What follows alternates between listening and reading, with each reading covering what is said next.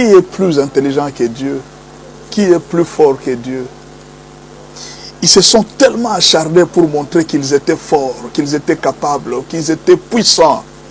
Mais ils avaient oublié qu'ils étaient en train de creuser leur propre tombe. La prise de Goma, ça va être l'une des grandes solutions. Un cadeau que Kagame vient de nous donner. Kagame vient de donner un cadeau à la RDC. Je pense que Dieu nous a beaucoup aidés pour que Kagame nous donne ce grand cadeau. Un grand cadeau. Merci Kagame. Je félicite le président Félix Tshisekedi pour avoir gardé silence. Vous savez, dans la vie, il faut être très intelligent. Pendant que la guerre se fait, il y a une Mouzalendo qui est partie aux Nations Unies. Parler de la RDC, parler de Kagame. Et tous ils étaient là, bon, vous savez, cette histoire de Kagame, bon, on en a beaucoup entendu. Il n'y a pas assez de preuves. Il n'y en a pas assez. Ok, il n'y en a pas assez. Et pendant ce temps, Kagame nous donne une preuve. Lui-même 200. Il fait entrer ses soldats. Le monde entier vient de voir. Les soldats de Kagame sont en train d'entrer. Les militaires identifiés aux militaires de Kagame. Il y avait la presse internationale. Tout le monde était là. Ah, les problèmes ont commencé maintenant. Kagame venait. Il ne savait pas qu'il vient de commettre la plus grande erreur de sa vie. À cause de la cupidité, de l'avidité. À cause de vouloir prouver que je suis supérieur. Félix a gagné. Je vous dis la vérité, Félix vient de gagner et c'est la RDC qui vient de gagner. Le deuxième groupe de personnes que je remercie, c'est le peuple quinois.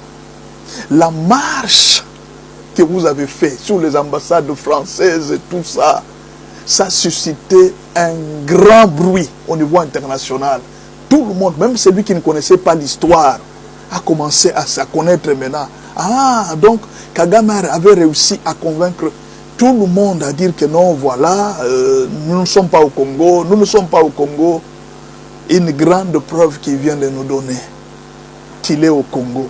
Je sais, vous allez dire, bon, voilà, qu'est-ce que la communauté internationale peut faire? Elle ne peut rien faire. Écoutez, vous ne savez pas ce qui se passe en Occident. En Occident, il y a deux groupes, il y a les mafieux et il y a des personnes aussi qui combattent. Imaginez un peu que vous êtes là. Vous apprenez que les amis sont entre vous. Vous avez appris déjà ce qu'on appelle les Qatarguettes.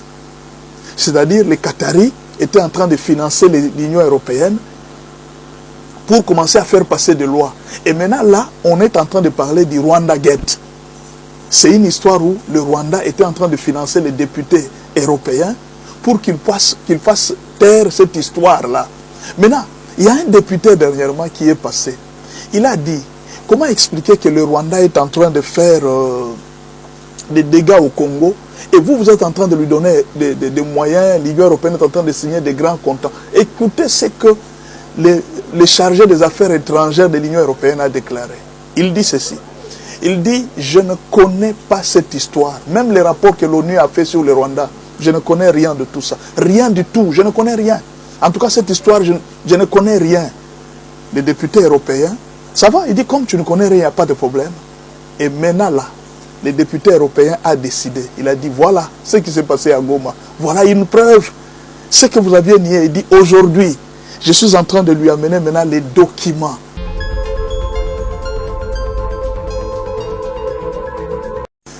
La prise de Goma pourrait être le salut pour la RDC. Qui est plus intelligent que Dieu? Qui est plus fort que Dieu? Ils se sont tellement acharnés pour montrer qu'ils étaient forts, qu'ils étaient capables, qu'ils étaient puissants.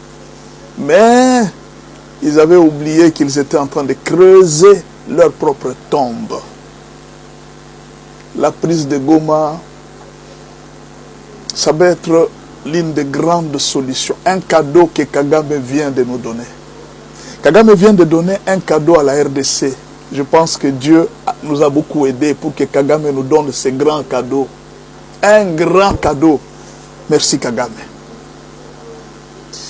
Je félicite le président Félix Tshisekedi pour avoir gardé silence. Vous savez, dans la vie, il faut être très intelligent.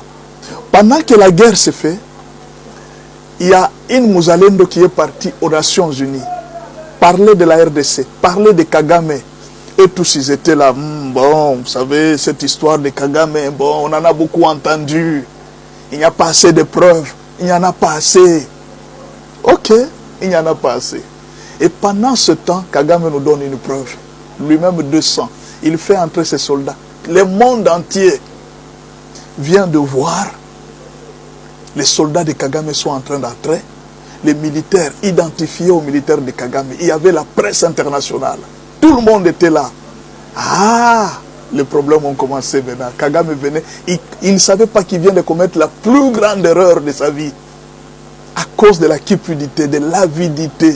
À cause de vouloir prouver que je suis supérieur. Félix a gagné. Je vous dis la vérité, Félix vient de gagner et c'est la RDC qui vient de gagner. Le deuxième groupe de personnes que je remercie, c'est le peuple quinois. La marche que vous avez fait sur les ambassades françaises et tout ça, ça a suscité un grand bruit au niveau international. Tout le monde, même celui qui ne connaissait pas l'histoire, a commencé à se connaître maintenant. Ah, donc Kagame avait réussi à convaincre tout le monde à dire que non, voilà, nous ne sommes pas au Congo, nous ne sommes pas au Congo. Une grande preuve qu'il vient de nous donner, qu'il est au Congo. Je sais, vous allez dire, bon, voilà, qu'est-ce que la communauté internationale peut faire? Elle ne peut rien faire. Écoutez, vous ne savez pas ce qui se passe en Occident. En Occident, il y a deux groupes, il y a les mafieux et il y a des personnes aussi qui combattent. Imaginez un peu que vous êtes là. Vous apprenez que les amis sont entre vous. Vous avez appris déjà ce qu'on appelle les Qatargate. C'est-à-dire les Qataris étaient en train de financer l'Union européenne pour commencer à faire passer des lois. Et maintenant, là, on est en train de parler du Rwanda Gate. C'est une histoire où le Rwanda était en train de financer les députés européens pour qu'ils fassent taire cette histoire-là. Maintenant, il y a un député dernièrement qui est passé. Il a dit, comment expliquer que le Rwanda est en train de faire des dégâts au Congo et vous êtes en train de lui donner des moyens, l'Union européenne est en train de signer des grands contrats. Écoutez ce que le chargé des affaires étrangères de l'Union européenne a déclaré.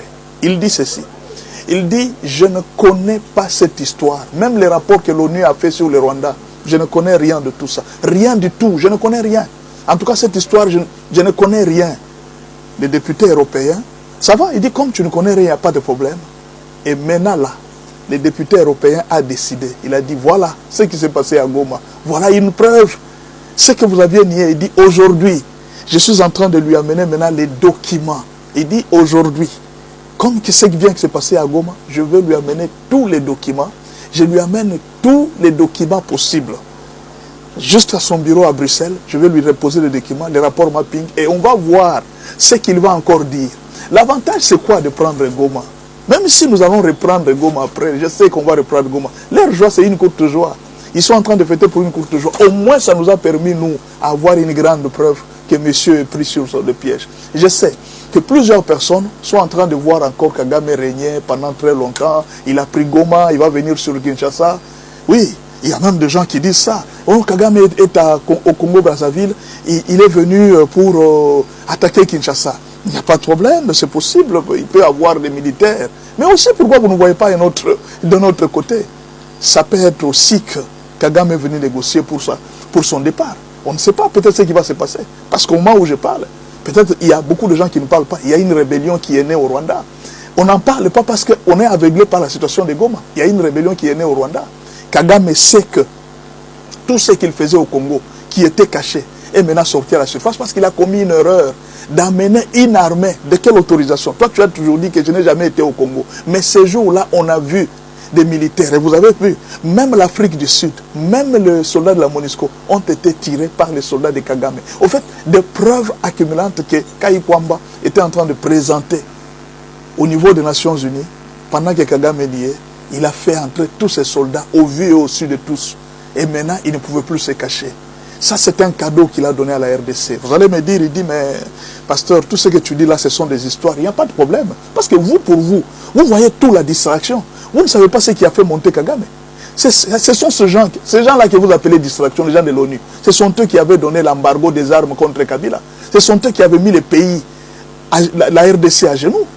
Le combat, c'était quoi?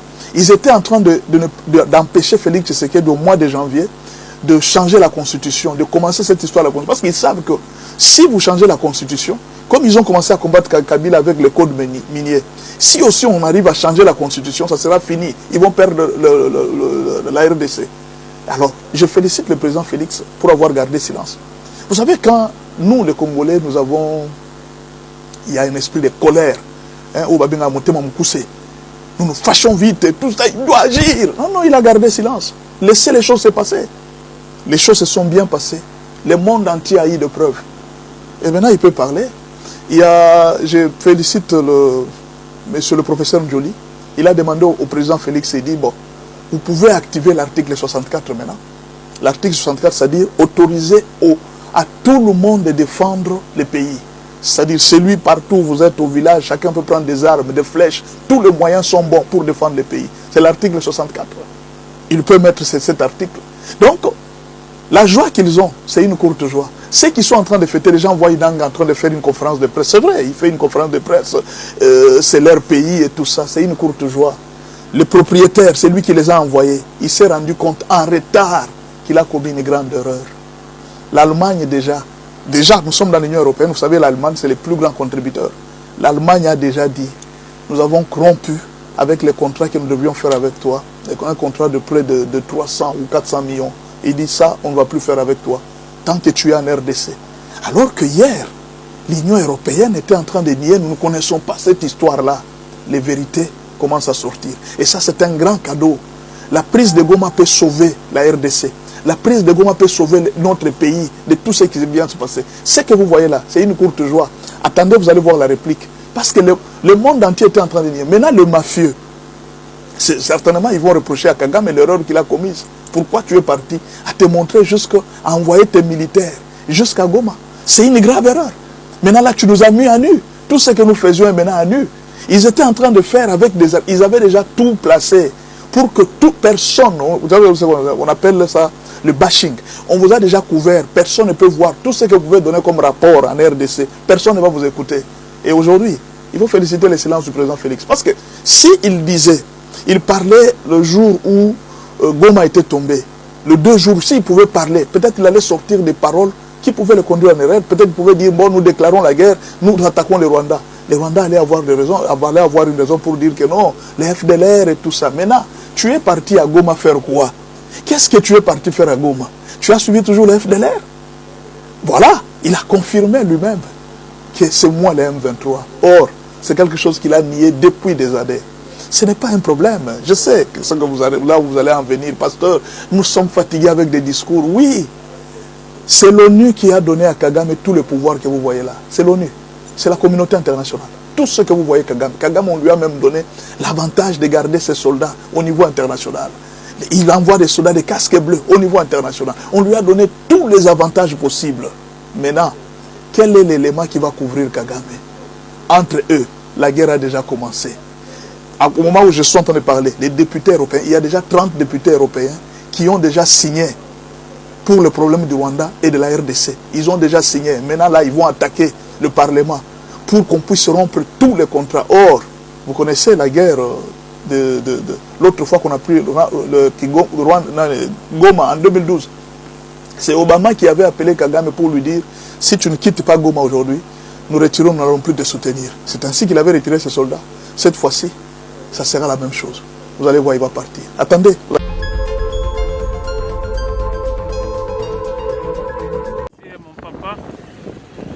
Mon papa, vous constatez là-bas, c'est la guerre ici.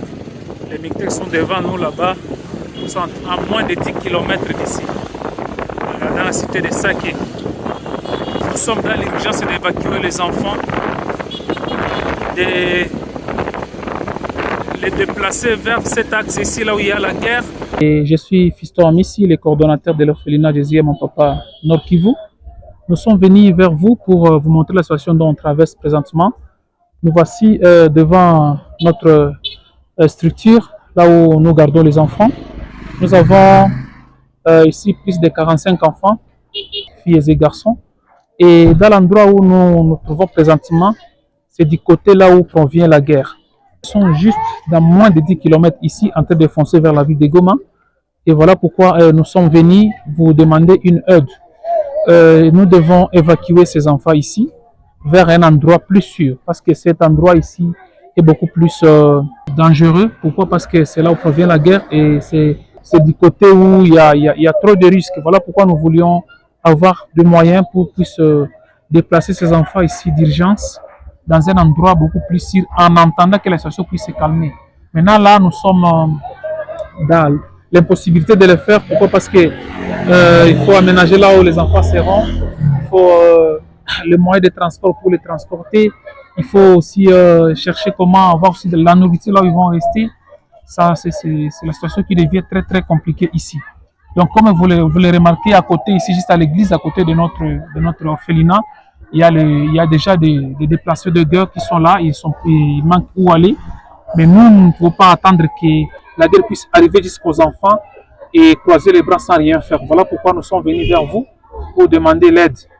En tout cas, nous avons besoin d'assistance, d'urgence pour que nous puissions évacuer ces enfants ici vers un endroit beaucoup plus sûr. Comme la situation nous oblige, nous avons besoin vraiment de votre assistance. Merci et que Dieu vous bénisse. Voilà nos enfants, ils sont là. Et en tout cas, jusque-là, ils vont bien, ils sont en train de regarder la télévision. Et nous voulons que nous puissions avoir une assistance pour que nous puissions chercher comment évacuer nos enfants ici vers un endroit plus sûr.